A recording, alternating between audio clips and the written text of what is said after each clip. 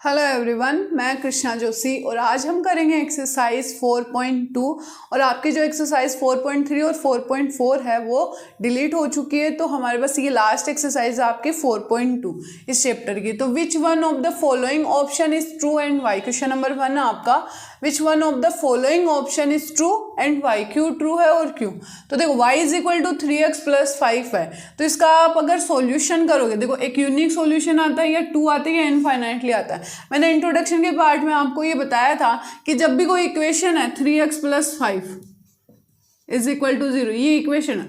अगर आप पहले x की वैल्यू रखो, फिर y की वैल्यू रखो, फिर x की वैल्यू रखो, फिर y की वैल्यू कुछ भी रखो, या x की वैल्यू आप 2 रख दो, x की वैल्यू -2 रख दो, तो आपके साथ में y की वैल्यू या फिर यहाँ पे x की वैल्यू आती रहेगी। लेकिन अपन वैल्यू रखते जाएंगे, तो यहाँ पे हम कितनी भी वैल्यू रख सकते हैं, मतलब इनफाइनाइटली इस वैल्यू रख सकते हैं। तो यहाँ पे क्या आएंगे, इनफाइनाइटली मेनी सॉल्यूशन। आपका ऑप्शन 3 क्या हो जाएगा, करेक्ट हो जाएगा। ठीक है, इनफाइनाइटली सॉल्यूशन, यानी अगर x की वैल्यू रखते हैं तो हमें y की वैल्यूज भी एज इट इज हमें मिलती है। ठीक है, तो ऐसे रखेंगे कौन सी इक्वेशन में, दिस इक्वेशन में।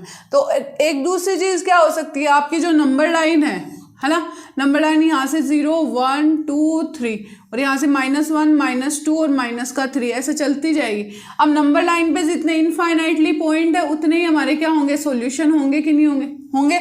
अगर x की वैल्यू आप 1 रखते हो तो y की वैल्यू कुछ भी आ सकती है, x की वैल्यू 2 रखते हो y की वैल्यू कुछ भी आ सकती है, x की वैल्यू -1 रखते हो तो y की वैल्यू कुछ भी आ सकती है। ऐसे ही आप y की वैल्यू 1 रख लो, कोई दिक्कत नहीं है, वैल्यू पुट करनी है। तो इनफाइनाइटली सॉल्यूशन बन रहे हैं आपके यहाँ पे।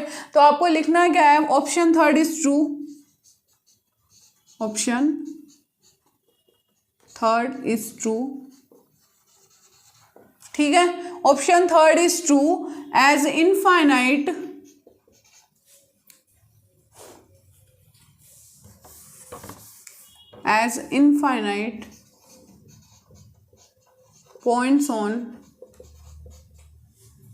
points on number line,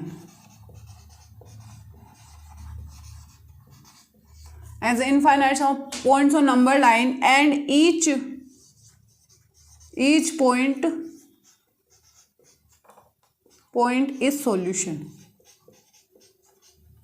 ये भी लिख सकते हैं, या इसके अलावा हम एक चीज और लिख सकते हैं कि आपका ऑप्शन 3 तो क्या है, करेक्ट है, because for every value of x, because every value of x there will be a value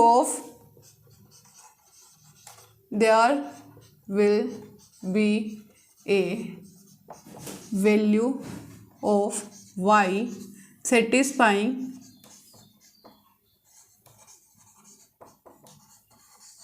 satisfying the above equation।